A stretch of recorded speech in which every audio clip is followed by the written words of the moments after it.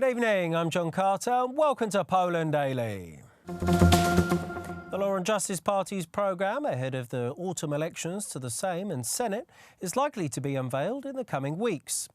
The debate, which took place last weekend during the party convention in Katowice, appears to be the basis for the election programme. There is a great challenge ahead of us to finish this reform that we started. The dust has not settled in this particular battle, but our will is very strong. Our will to change the Polish judiciary in a way that would enable it to serve the country. Every judge deserves respect, but what makes a good judge is that he knows his role in the society and that he works independently, free from pressures from the outside. Then he can make a just judgment, which is all that we want. Our agenda for 2015, 2016 and 2017 can be described in one word: dignity. The rebuilding of dignity in Polish homes, in historical and social policy. Now, if the voters trust us again, we want to propose a big agenda of economic development. The wealth of the Polish nation is our aspirational goal. I deeply believe that the upcoming years will allow countless Poles to be happy they live in Poland, that leaving the country will no longer be the only way to improve one's economic situation. This can be seen in the data. There is a growing number of Poles returning to our homeland, from England, from Ireland, Western Europe, because they see that they have perspectives here.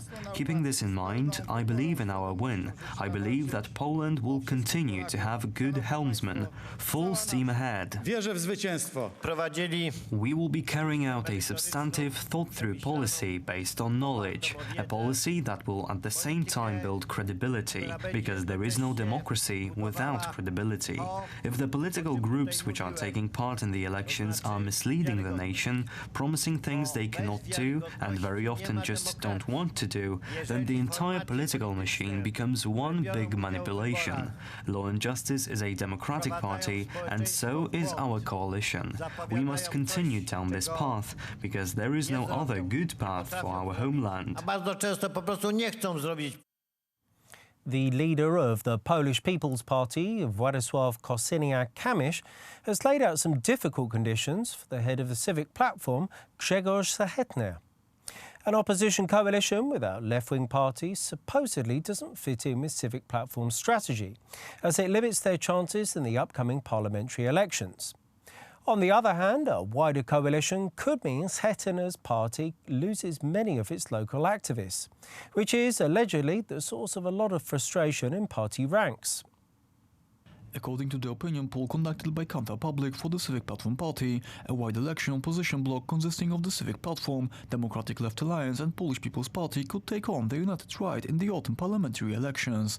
The currently ruling Law and Justice Party would get around 40% of the votes, while the United Opposition only 3% less. On its own, the Civic Platform would end up far below the Law and Justice, while the two liberal parties wouldn't even enter the parliament.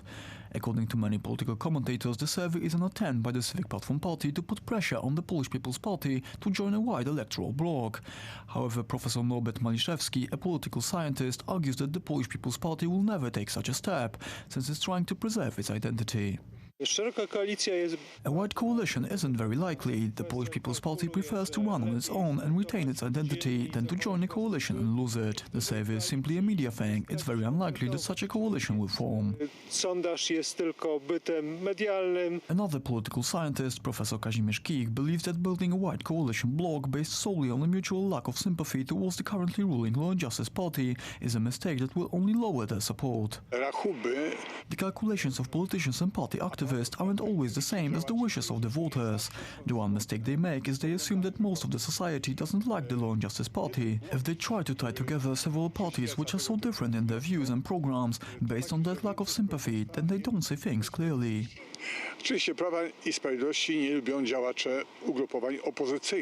Most of the pre-election research points to the fact that one united opposition bloc won't be enough to win in the parliamentary elections this autumn. It remains to be seen what the decision of the Polish People's Party and Civic Platform will be, while the United Right continues to benefit from the opposition's uncertainty. The parents of Vincent Lamba have announced that they will no longer oppose the decision of the court which ordered their son to stop being fed. The 42-year-old has been in a state described by doctors as minimal consciousness for several years after suffering injuries in a motorcycle accident. Televizja Republika correspondent for France, Zbigniew Stefaniak, has more. Piers Lambert's parents will cease to fight legally for their son's life. In an official letter they wrote, they say their son's death was forced on him by the French courts. Several days ago they did, however, announce that they will file a complaint against Lambert's doctors for a premeditated murder and not providing the disabled patient with food and life support. It is hard to say whether the complaint will bring any effect, but based on today's statement, it seems that Vincent Lambert's story is coming to an end. At this stage, the patient was unplugged from life support as the process of fading out, as the French doctors described it, began. This is a highly controversial issue, since the legal status of the patient has not yet been decided. Some experts deem the patient to be severely disabled, while others believe they are dealing with a so-called end-of-life situation. This dispute has not yet been decided. The French legal system is not precise when it comes to this issue, which allows for various interpretations of this case.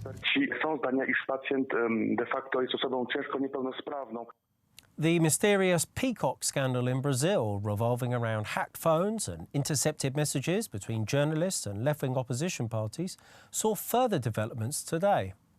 The anonymous Twitter account, The Mysterious Peacock, has published new material heavily indicating that US journalist Glenn Greenwald has been engaged in corrupt practices in an effort to unseat President Jair Bolsonaro. The scandal began when Greenwald, working for the online news publication The Intercept, leaked a number of conversations between Minister of Justice Sergio Moro and prosecutors working on the car wash corruption investigation, an investigation that landed the former socialist president Luis da Silva with a prison sentence. The Mysterious Peacock Twitter account has since leaked text messages showing that Greenwald and The Intercept team had doctored some of Moro's conversations and that MP Jean Willis sold his seat in Parliament to David Miranda, Glenn Greenwald's husband. President Bolsonaro had earlier stated that he has full trust in Sergio Moro. Moro is a national asset. He's a man who achieved a turning point in that great evil that has plagued the country for decades, the question of corruption.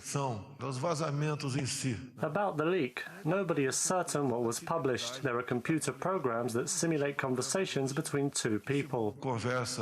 The latest batch of messages leaked by the Mysterious Peacock allege Willis hasn't received the money he's owed for selling a seat. David Miranda has allegedly suggested using Leandro de Mori, the main editor at Intercept, or the head of the Socialist Party, Paulo Pimenta, to transfer the money to Willis. The Mysterious Peacock scandal has resulted in an official investigation being launched against Greenwald, with new details expected to be released in the coming weeks.